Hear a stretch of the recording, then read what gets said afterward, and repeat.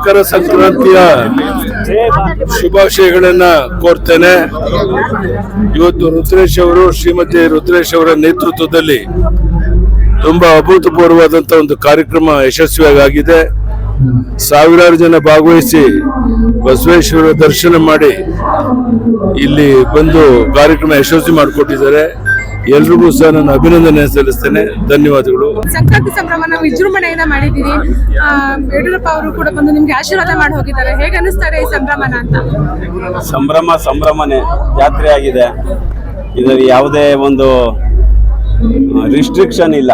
ಒಂದು ಕಟ್ನಿಟ್ಟು ಹಿಂಗೆ ಇರಬೇಕು ಹಂಗೆ ಇರಬೇಕು ಅಂದ್ರೆ ಇದು ಹಳ್ಳಿ ಜಾತ್ರೆಯಲ್ಲಿ ಸಾಮಾನ್ಯವಾಗಿ ಎಷ್ಟೇ ದೊಡ್ಡ ವ್ಯಕ್ತಿಗಳಾದ್ರೂ ಕೂಡ ಈ ಜಾತ್ರೆಗೆ ಬಂದು ಒಂದು ಸಣ್ಣ ಮಕ್ಕಳಾಗ್ತಾರೆ, ಅವರ ಬಾಲ್ಯದ ನೆನಪಿಗೆ ಹೊರಟೋಗ್ತಾರೆ. ಹಾಗಾಗಿ ಒಂದು ಯಶಸ್ವಿ ಆಗ್ತಾ ಇದೆ.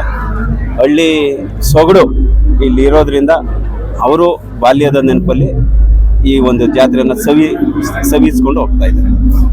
ಏನೇನು ಕಾರ್ಯಕ್ರಮ ಇತ್ತು ಸರ್ ಇವತ್ತು? ಸರ್, ಇವತ್ತು ಬೆಳಿಗ್ಗೆ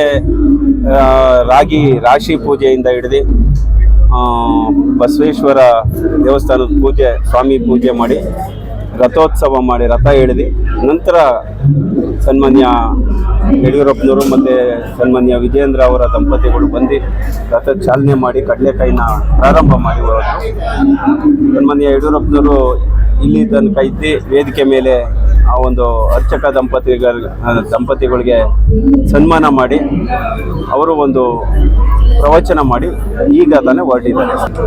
ಈ ಹಳ್ಳಿಗಾಡಿನಿಂದ ಹಿಡಿದು ಈಗ ಎಲ್ಲ ನಗರ ಪ್ರದೇಶ ಆದರೂ ಕೂಡ ನಮ್ಮ ರುದ್ರೇಶ್ ಅಣ್ಣವರು ಈ ಭಾಗದ ಎಲ್ಲ ಸಾರ್ವಜನಿಕರಿಗೆ ಭಗವಂತ ಒಳ್ಳೇದು ಮಾಡಲಿ ಅಂತ ಹೇಳ್ಬಿಟ್ಟು ಇಲ್ಲಿ ಲಕ್ಷಾಂತರ ಜನ ಸೇರಿ ಪ್ರತಿ ವರ್ಷ ಈ ಸುಮಾರು ಇವಾಗ ನಾವು ಮಾಗಡಿ, ಕುಣಿಗಲ್ಲು ಆ ಕಡೆ ಭಾಗದಲ್ಲಿ ಒಂದೊಂದು ಜಾತ್ರೆಗಳನ್ನ ನೋಡ್ತಾ ಇತ್ತು.